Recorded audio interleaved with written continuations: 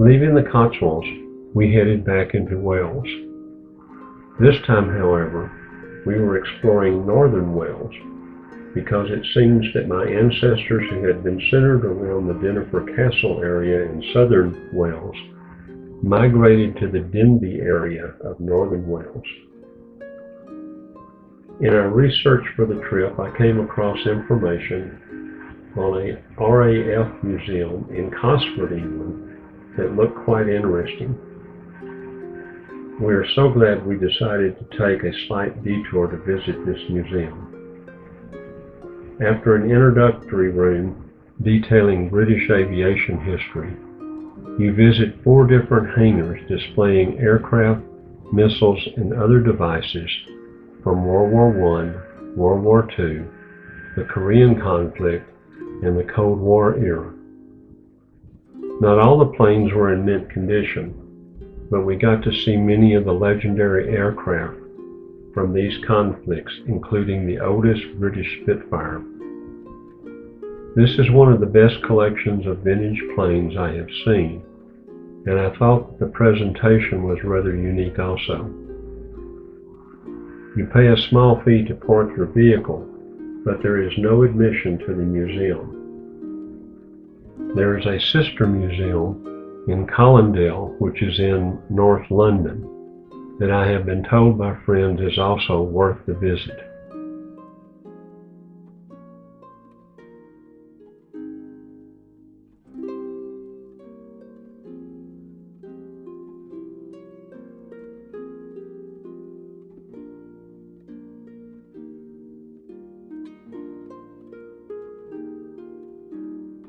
The Industrial Revolution was born here in the Severn River Valley. In its glory days, this valley, blessed with abundant deposits of iron ore, coal, and a river for transport, gave the world its first iron wheels, steam-powered train, and cast iron bridge. This used to be an industrial wasteland, but now is a lush valley lined with trails and parklands. The town is just a few blocks centered around the bridge, but there are several museum sites within a 3-mile area you can visit. The bridge itself was constructed in 1779 during the American Revolution. The design follows wood bridge construction techniques, which were later proven to be unnecessary due to the strength of the steel. Originally a toll bridge, pedestrians paid half a penny to cross it. It held vehicular traffic through the 1960s and is now a tourist attraction open to the public 24 hours a day.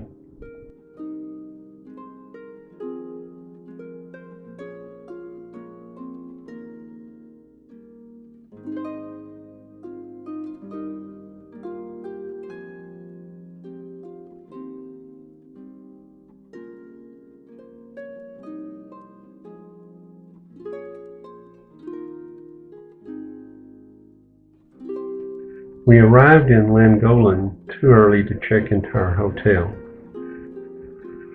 We noticed a sign for an abbey located just outside of town and decided to visit it to kill some time. We were pleasantly surprised to discover that the Valcrucis Abbey was established in 1201 by one of my relatives, Prince Madog ap Gruffydd. He was actually buried here when he died in 1236, and part of his grave slab was on display in one section of the abbey. The abbey is in ruins due to 2 fires, a partial destruction during Edward I's wars against the Welsh and subsequent rebellions, and finally the dissolution of monasteries under Henry VIII. Cistercian monks were forbidden to eat meat from any 4-legged animal, and so relied heavily on fish in their diet. A unique feature of this abbey is that it has the only surviving monastic fish pond found in Wales.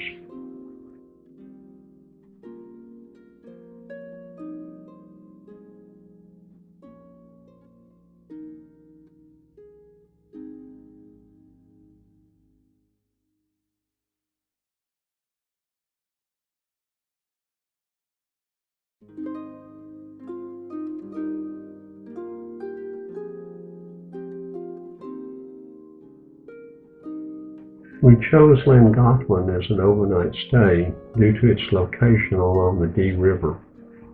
We certainly enjoyed the river views from our hotel during our stay, and particularly during our evening meal.